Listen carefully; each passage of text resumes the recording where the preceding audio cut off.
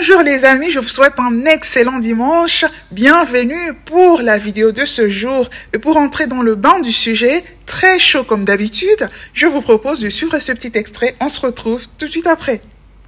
Bonjour Monsieur Moulumbi. Bonjour Monsieur Alain Foucault. Comment peut-on expliquer, vous qui êtes président de la GECAMINE, la Générale des carrières et des mines du Congo, que l'on ait autant de richesses et qu'il y ait autant de Congolais qui vivent avec moins d'$1 par jour? Je pense que c'est la conséquence de mauvais choix ou d'orientations qui ont été dictées fin des années 90, début 2000. L'État congolais a été contraint, sous le conseil de ses partenaires multilatéraux et même bilatéraux, de céder la majorité des actifs miniers à des partenaires étrangers, sous l'espoir que ça générerait des revenus. Ce n'est jamais arrivé. On a envie de comprendre. Quand vous dites les partenaires multilatéraux et bilatéraux, c'est eux qui décident que le Congo doit céder ses richesses à d'autres. Qui sont ces partenaires multilatéraux? Fin des années 90, vous connaissiez la situation politique et sécuritaire du pays. L'État était financièrement exsangue. Et les entreprises minières aussi du pays étaient techniquement à bout de souffle. Et puis elles avaient été toutes contraintes de contribuer aux efforts de guerre d'une façon ou d'une autre. Alors qui sont ces partenaires multilatéraux? Alors, c'est le FMI, c'est la Banque mondiale. Qui décide de céder vos richesses à des entreprises? Qui conseillent, qui vous disent, vous État congolais, vous n'avez plus les moyens financiers de maintenir et de développer vos actifs miniers. Nous vous conseillons gentiment. Oui, on sait comment on conseille. Voilà, de céder ça à des partenaires techniques et financiers internationaux qui sont spécialisés et qui ont les moyens, et ils vont développer ça à votre place. C'est l'erreur fatale qu'on a faite, qu'on ne devrait jamais faire dans nos pays africains. Donc aujourd'hui, à qui appartiennent ces mines-là? Quelles sont ces entreprises qui détiennent finalement la plus importante richesse de ce pays? Quand on dit que la RDC a exporté plus de 1 million de tonnes de cuivre et près de 100 000 tonnes de cobalt, c'est 5 ou 6 entreprises étrangères dans lesquelles, malheureusement, l'entreprise de l'État GECAMINE n'est qu'un actionnaire minoritaire qui n'a quasiment rien à dire. Ah bon? Et donc, aujourd'hui, qu'est-ce qui se passe?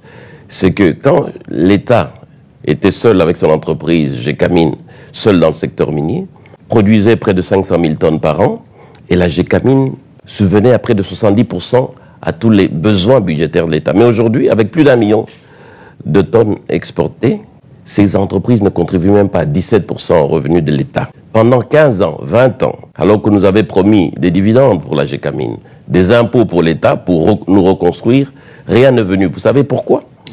Parce que ces entreprises, elles ont pris nos gisements, elles sont allées les donner en garantie à des banques étrangères et elles ont emprunté. Au lieu d'amener des capitaux qu'on nous avait promis, c'est des prêts qu'on nous a amenés à des taux qui dépassaient 10% alors que nous savons qu'ils les avaient à 2 ou 3%.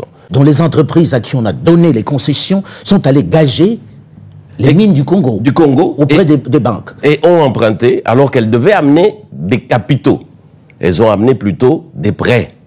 Des prêts à des taux d'intérêt. L'État ne peut rien contre ça. Qui sont ces entreprises? C'est TFM, c'est KCC, c'est Roachi, c'est Sicomine. Toutes des entreprises, si pas occidentales, chinoises aussi désormais. Donc ils tiennent les richesses du Congo aujourd'hui? Ils tiennent les richesses du Congo, d'où effectivement ce paradoxe que les richesses ne profitent pas aux Congolais, mais aux entreprises étrangères, aux filiales de ces entreprises étrangères, aux maisons mères qui commercialisent les productions. Voilà les amis, nous prenons la température du sujet avec cet extrait. Le mot scandaleux est faible pour décrire cette réalité. L'économie de la RDC dans tous ces secteurs, comme je l'expliquais dans cette vidéo-là, entre les mains des étrangers. Là, c'était pour la grande distribution et l'agroalimentaire. 95% de ces secteurs entre les mains des étrangers. Le même scénario avec, voilà, les secteurs des mines, poumons de l'économie congolaise, à pratiquement 95% également entre les mains des étrangers. Une situation qui appauvrit ce pays-là. On va donc parler aujourd'hui de ces secteurs miniers.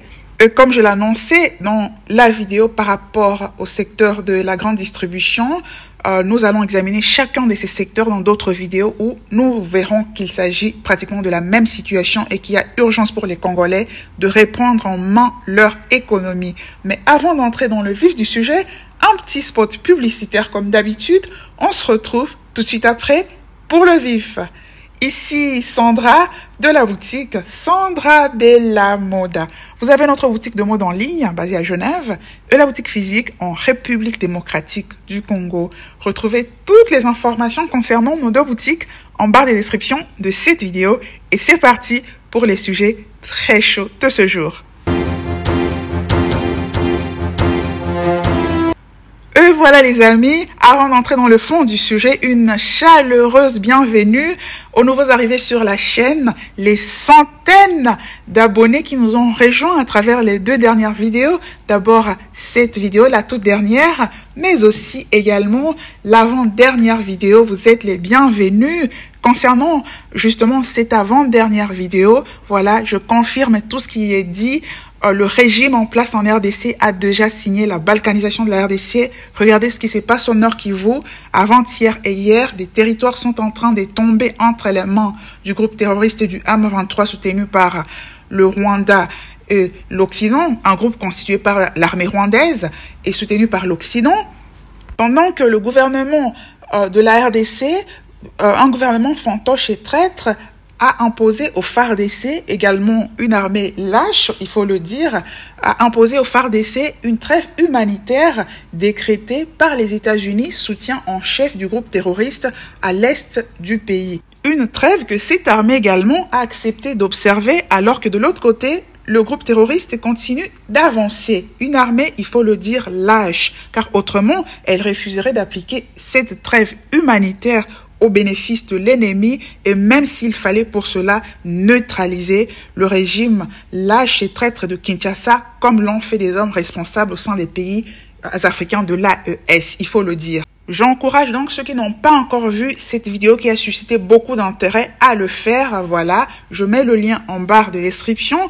Ne pas suivre, voilà, cette clique des braqueurs, le camp Tshisekedi et le camp Kabila, responsables de la situation actuelle du pays, qui sont en train, voilà, de jouer au jeu de l'ennemi alors qu'ils sont ensemble pour distraire la population, pour faire diversion avec ce qui se passe à Kinshasa où l'UDPS de Tshisekedi aurait attaqué Kabila. Ils sont ensemble. J'ai eu à le préciser dans différentes vidéos. Il n'y a pas d'inimitié entre ces gens-là.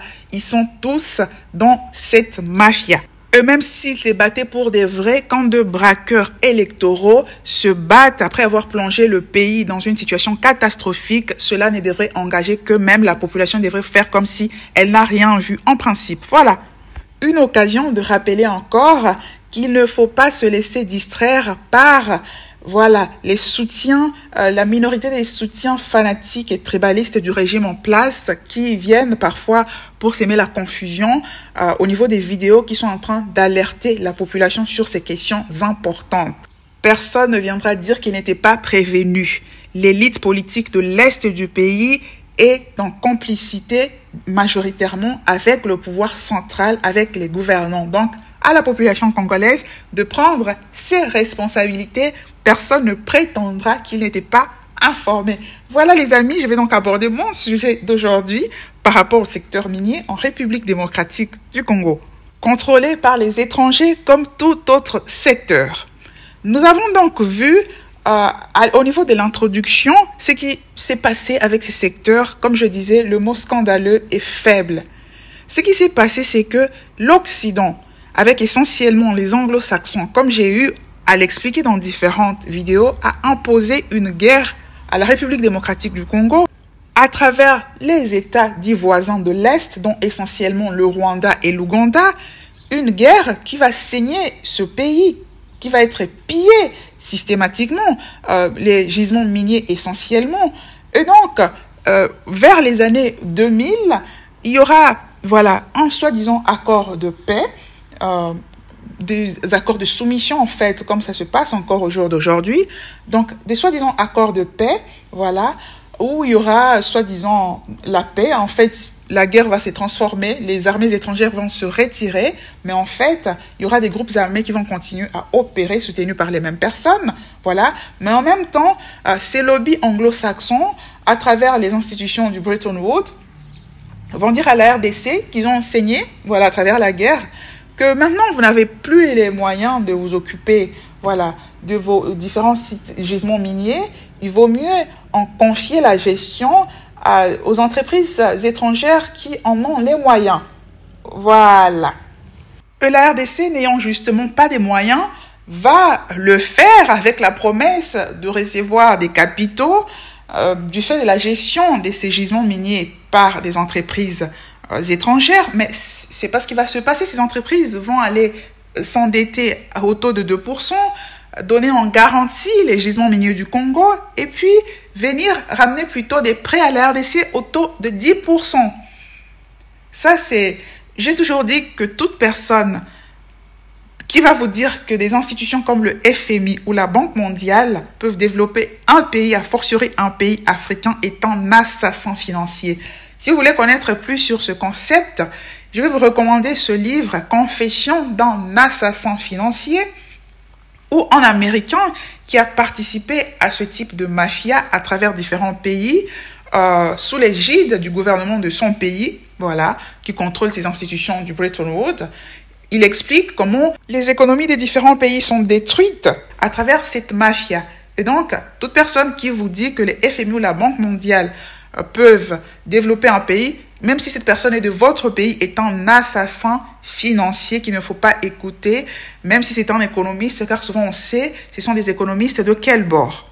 La conséquence de cette situation, c'est que ces entreprises ne contribuent même pas à 17% du budget national, alors qu'elles ont ramené une dette que la RDC doit rembourser. En plus, vu que ces entreprises contribuent à moins de 17%, les besoins du pays ne sont pas comblés, le pays doit s'endetter, continuer à s'endetter en plus auprès de ces mêmes institutions du Bretton Woods, voilà, et continuer à rembourser également ces prêts-là. Par conséquent, le pays est pauvre. Et ce sont ces mêmes lobbies mafieux qui vont vous dire que c'est la croissance démographique en RDC qui explique la pauvreté, alors que ce sont eux qui sont en train justement de cambrioler tout un pays. Comme je l'expliquais dans cette vidéo-là, on sait pourquoi ils tiennent ces discours de croissance démographique, un discours mensonger. La mafia internationale veut qu'il y ait moins de Congolais afin qu'elle maintienne sa mainmise, voilà, sur les ressources de ce pays-là. L'enjeu pour les peuples congolais est d'avoir une élite politique responsable et surtout souveraine qui va remettre les secteurs économiques du pays entre les mains des Congolais. Car justement, comme l'expliquait M. Albert Youm au niveau de l'introduction, lorsque les gisements miniers du Congo étaient gérés par l'entreprise nationale Gécamine, qui avait à cœur les intérêts du Congo, cette entreprise contribuait à elle seule à plus de 70% du budget national. Une occasion de souligner ici encore avec force que la RDC sera développée par les Congolais. Les étrangers, de manière générale, viendront chercher leur argent. Donc, il revient à la RDC de réglementer de quelle manière ces étrangers pourront agir dans une sphère qui sera moindre par rapport à la sphère d'action des nationaux qui doit être majoritaire dans tous les secteurs, car ce sont les nationaux congolais qui développeront ce pays-là et pas les étrangers. Voilà un exemple patent.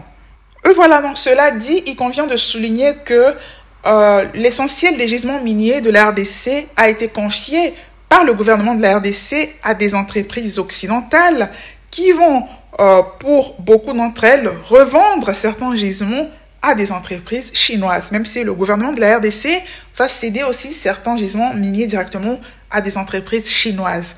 Mais avant d'examiner l'essentiel de ces entreprises occidentales et chinoises qui détiennent les gisements miniers du Congo, on va se poser la question de savoir comment changer la donne.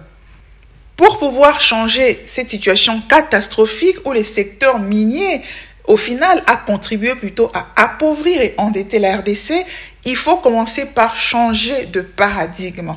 Il faut commencer par changer ce paradigme partant d'une vision coloniale qui a voulu faire du secteur minier le poumon de l'économie congolaise.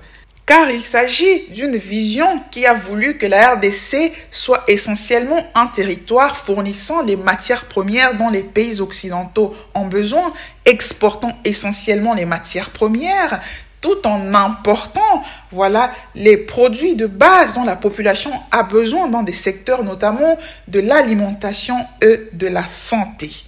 Or, comme je l'expliquais justement dans cette vidéo-là, c'est la production des biens dont la population congolaise a prioritairement besoin dans le domaine essentiellement de l'alimentation, qui va non seulement résoudre les problèmes comme l'insécurité alimentaire, mais aussi enrichir le pays parce que la population va acheter auprès d'entreprises congolaises produisant les denrées alimentaires, alors qu'au jour d'aujourd'hui, la population achète des denrées qui viennent essentiellement des pays comme l'Inde ou le Liban. Voilà, le secteur de l'agroalimentaire et de la grande distribution étant détenu par les Libanais et les Indiens, et accessoirement par les Occidentaux, comme je l'expliquais dans cette vidéo-là. C'est d'abord cela qu'il faut changer. C'est-à-dire diversifier l'économie congolaise avec au centre les secteurs agroalimentaires, incluant l'agriculture, l'élevage et la pêche. La RDC a les deuxièmes potentiels agricoles au monde après le Brésil.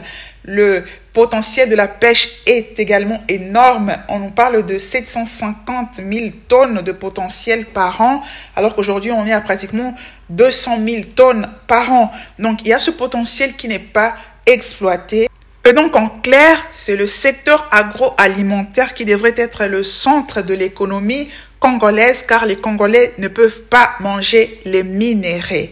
Et c'est justement parce que le secteur minier a été constitué comme centre de l'économie du pays que ces différents lobbies ont pu jouer sur cet élément pour assassiner financièrement l'économie de la RDC, parce qu'ils savaient que le pays n'aurait pas le choix dans la mesure où son économie reposait sur des biens qui ne peuvent pas être consommés par la population.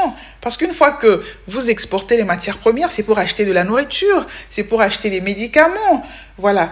Or, si la RDC produisait ces biens essentiels, nourriture, vêtements, médicaments, ces différents lobbies n'auraient eu aucun moyen de pression sur la RDC qui aurait été en mesure de combler les besoins essentiels de sa population. Et cela vaut pour tous les pays africains qui ont basé leur économie sur la production et l'exportation des produits que leur population ne consomme pas. Et donc, ceci dit, la grande question maintenant est de savoir que faire maintenant que les contrats ont déjà été signés. Comme j'ai toujours dit, l'idéal pour la RDC serait d'exploiter ses propres gisements miniers, de transformer ces matières premières en produits finis, apporter de la valeur ajoutée de manière à vendre à un meilleur prix. Mais malheureusement, la RDC n'a pas ces moyens-là. Et donc, dans ces circonstances, on peut déjà commencer par revoir les clauses des contrats léonins. Suspendre les activités comme cela a été fait récemment, le 19 juillet, il y a environ 2 semaines, par le gouvernorat de la province du Sud Kivu, une province riche en coltan, voilà, hors cassitérite, mais qui n'apporte pas grand-chose à la population malgré l'exploitation assurée essentiellement par des entreprises chinoises. Le gouvernorat a décidé de suspendre les activités d'exploitation pour revoir différentes clauses afin d'améliorer les recettes de l'État ainsi que la traçabilité de ces différents minéraux qui font l'objet des trafics, notamment à travers des pays comme le Rwanda. Mais on peut se demander jusqu'où ira ce gouvernorat de la province du Sud Kivu quand on sait qu'il y avait eu des mesures précédentes dans ce sens-là, notamment en 2021, qui au final n'avaient rien apporté, car le problème c'est le leadership au niveau de la province, car parfois il y a des arrangements qui sont faits entre les entreprises qui exploitent et les différentes autorités locales. Voilà. Mais quand il y a une élite responsable, c'est une option très intéressante de revoir les différentes clauses en faveur du pays. Ensuite, on peut se poser la question de savoir ce qui se passe lorsque ces différentes entreprises refusent la révision des différentes clauses.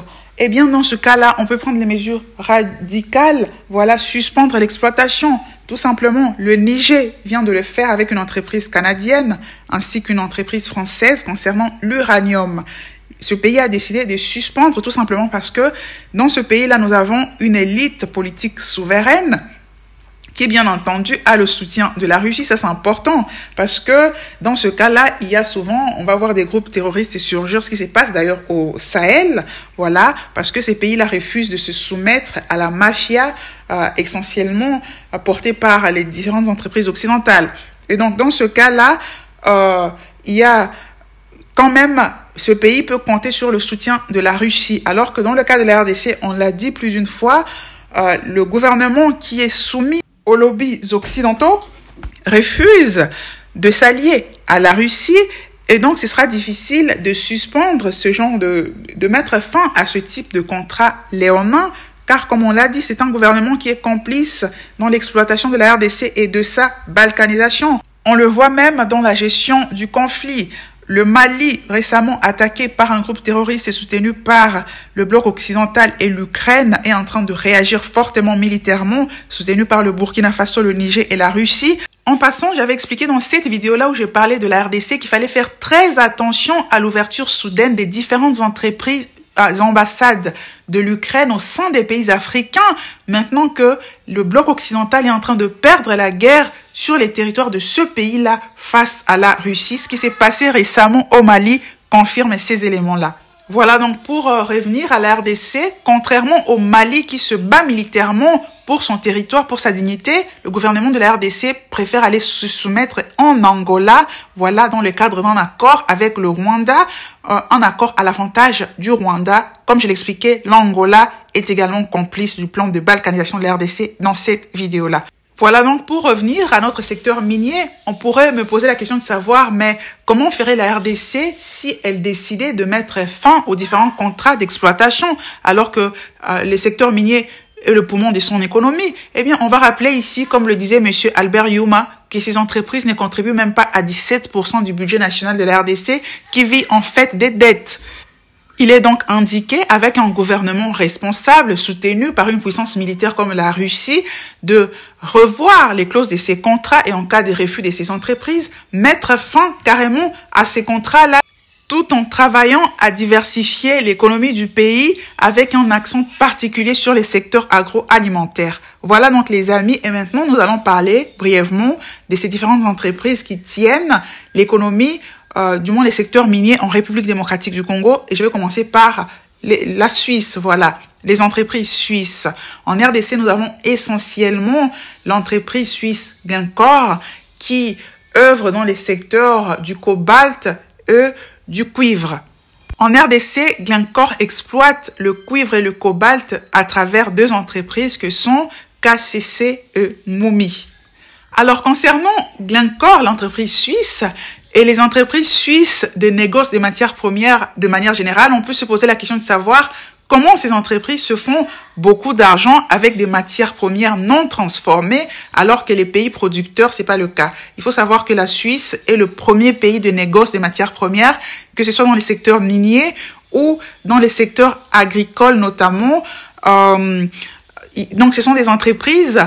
Glencore, quand même, assure également l'exploitation sur place. Mais beaucoup d'entreprises suisses et Glencore, autrefois, jouaient juste le rôle d'intermédiaire, c'est-à-dire reliant les entreprises qui achètent aux entreprises qui produisent. Et Glencore se faisait une grosse commission à travers, voilà, cette démarche, alors que les pays producteurs dans les pays africains et même asiatiques ne gagnaient pas autant. Eh bien, la réponse, c'est la diversification de l'économie. On en revient toujours là. C'est que l'économie de la Suisse ne repose pas que sur ce commerce des minéraux. Comme je l'expliquais dans cette vidéo-là, que je vous invite vraiment à regarder si vous ne l'avez pas fait, où je parlais du patriotisme économique suisse, le premier secteur important de l'économie suisse, c'est la production des biens. Et c'est le cas dans tout pays sérieux. Voilà, qui établit une économie forte sur la durée. Le commerce international des matières premières vient en deuxième position. La production des biens contribue à 18%. Ensuite, le commerce international contribue à 13% sur 100%. Cela signifie tout simplement que la Suisse peut se passer de ses commerces, voilà, dans son économie, contrairement à la plupart des pays producteurs qui sont obligés de vendre parce que leur économie dépend d'un secteur particulier, l'exportation des matières premières. Ce qui signifie que les entreprises de négoce de matières premières suisses sont en position de force pour fixer le prix à leur avantage, ce qui n'est pas le cas des pays producteurs. Ce qui fait que ces pays producteurs, voilà, sont obligés de vendre. Un pays comme la Côte d'Ivoire ne peut pas se passer au jour d'aujourd'hui de l'exportation de son cacao. Un pays comme le Nigeria ne peut pas encore se passer de l'exportation de son pétrole. Et donc, voilà comment la Suisse va jouer sur ça, parce que d'un autre côté, en Suisse, il y a beaucoup d'autres entreprises dans d'autres secteurs qui pourraient se passer de ce commerce, et ce qui n'est pas le cas. Voilà, des pays producteurs, d'où l'insistance sur la nécessité de diversifier son économie. On en revient encore là. Ainsi, par exemple, c'est auprès de Glencore que l'entreprise de Elon Musk, Tesla, se procure le cobalt et le cuivre de la RDC pour la construction de ses voitures électriques. Alors qu'avec une économie diversifiée, la RDC aurait, le contrôle de ces gisements miniers et traiterait directement avec Tesla pour vendre au meilleur prix dans l'avantage de la RDC. Voilà donc pour les entreprises suisses en RDC. Ensuite, nous avons les entreprises chinoises. Concernant les entreprises chinoises, nous avons essentiellement l'entreprise Sicomine, dans le Grand Katanga, comme Glencore qui est également dans le Grand Katanga, province du cuivre espace du cuivre et du cobalt. Donc cette société Sicomine exploite également le cuivre et le cobalt, dans cette région. En plus, nous avons la société chinoise Sakim, qui exploite le diamant. Oui, la RDC est l'un des plus grands producteurs des diamants au monde. Et ces diamants est situé essentiellement dans l'espace Grand Kasaï, dont fait partie ma province d'origine, la province du Sankoro, mais des minéraux qui n'apportent pas grand-chose à la population également, comme dans le reste du pays. En troisième position, nous avons comme entreprise chinoise Tenke Fungurume, faisant également dans l'exploitation du cuivre et du cobalt dans l'espace Grand Katanga, spécialement dans la province du Lualaba. Voilà donc pour les trois grandes entreprises chinoises dans les secteurs miniers en RDC. En plus, il y a des entreprises beaucoup plus petites, notamment au sud Kivu, dans l'exploitation de l'or, du coltan ou de l'acassitérite, des entreprises chinoises. Après les entreprises chinoises, parlons des entreprises canadiennes. Oui, les entreprises canadiennes sont très présentes dans les secteurs miniers en RDC. Ainsi, on peut citer premièrement l'entreprise Banro qui exploite essentiellement de l'or dans la province du Sud Kivu. Cette entreprise détient 4 grands sites miniers d'or avec environ 14 permis d'exploitation.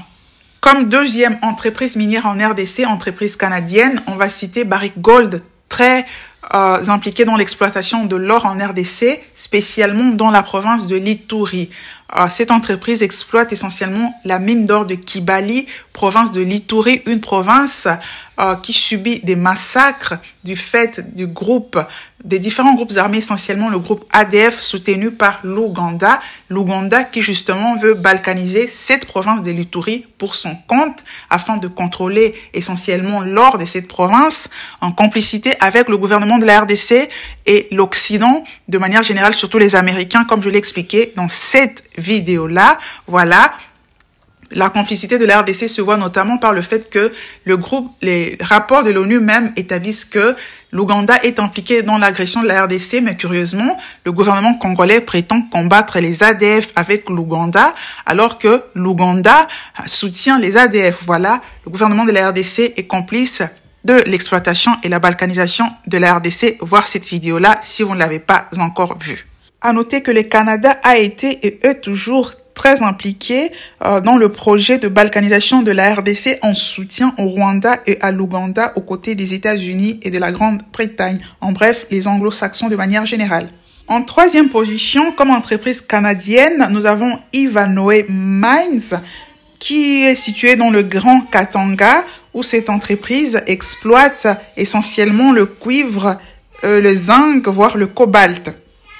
Cette entreprise canadienne exploite essentiellement la concession minière cuprifère de Kamoa-Kakula.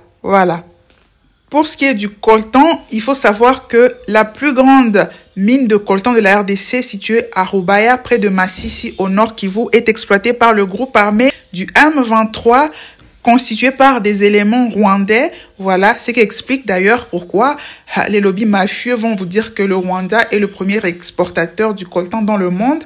C'est le coltan qui vient de la RDC en provenance de la province du Nord Kivu, car contrôlé par les groupes armés financés par le Rwanda, des groupes armés rwandais. Voilà pourquoi le Rwanda veut balkaniser essentiellement cette province du Nord Kivu, comme j'ai eu à l'expliquer dans cette vidéo-là. Pour ce qui est de l'uranium de la RDC, il faut noter qu'officiellement, son exploitation est interdite, mais entre 2009 et 2017, la RDC en avait confié l'exploitation exclusive à l'entreprise française Areva.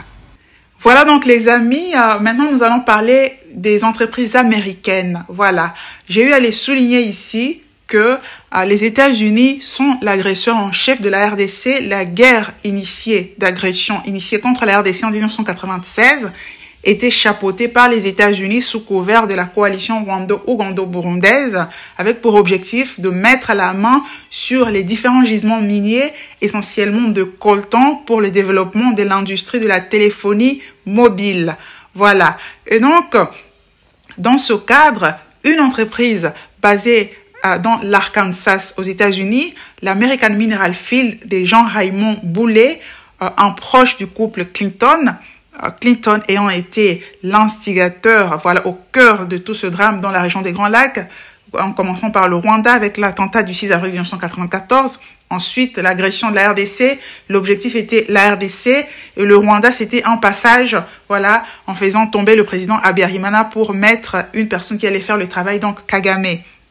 Et donc, cette entreprise, l'American Mineral Field, va financer cette agression sous couvert d'un mouvement rebelle dit l'Alliance des forces démocratiques pour la libération du Zaïre, conduite par Laurent Désiré Kabila. Mais comme j'ai eu à l'expliquer dans cette vidéo-là, il n'avait pas de pouvoir de décision. Voilà. Et donc, cette entreprise américaine sera au cœur de cette guerre et va s'emparer des différents gisements miniers de la RDC à partir du début de l'agression. Voilà, en 1996 jusqu'au milieu des années 2000, vers 2004, voilà, où l'entreprise va changer de nom et devenir Astrada. Voilà, donc les États-Unis sont au cœur de cette exploitation mortifère des gisements miniers de la RDC. Et donc, au jour d'aujourd'hui, l'entreprise la plus importante qu'on va citer dans l'exploitation des minerais au Congo américaine, c'est Alpha Mine.